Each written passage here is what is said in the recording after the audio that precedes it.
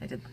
Hi, 7th graders. Mrs. Walther and I are going to do a mock argument for you about whether comic books should be allowed during free reading time at Peet Junior High, during reading workshop.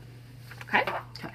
So my claim is that students should not be reading comic books during reading workshop. And I say this because comics lack sufficient volume. They're not complex enough to push students to make rich, deep interpretations, and they're taking away time from students reading novels. So my evidence to support this first point, that comics are not long enough or have enough volume, comes from Time magazine.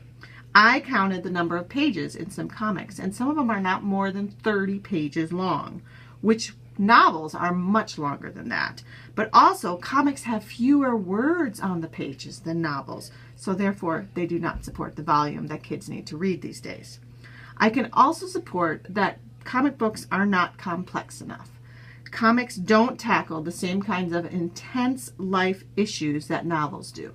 I mean, really, between Archie and Jughead and who's going to date Betty and Veronica, come on. It's a waste of time to read comics.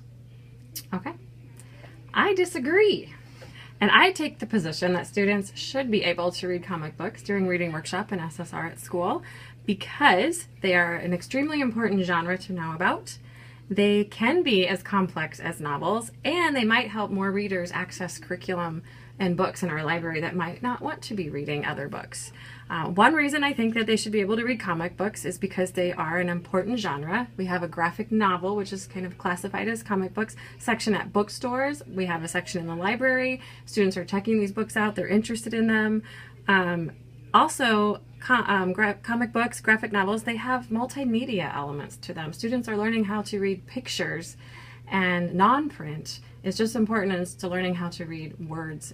So I think that's important too. In addition, it's an art form, which makes them important for students to know about. It's a piece of art.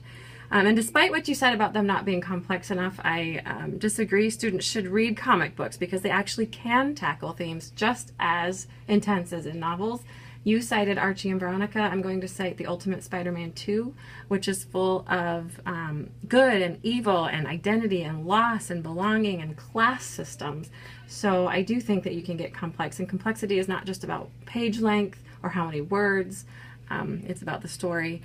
And yeah, finally, students who might not love reading novels will at least enjoy reading because they love reading comic books. So that is why I support reading of comic books and graphic novels during SSR time.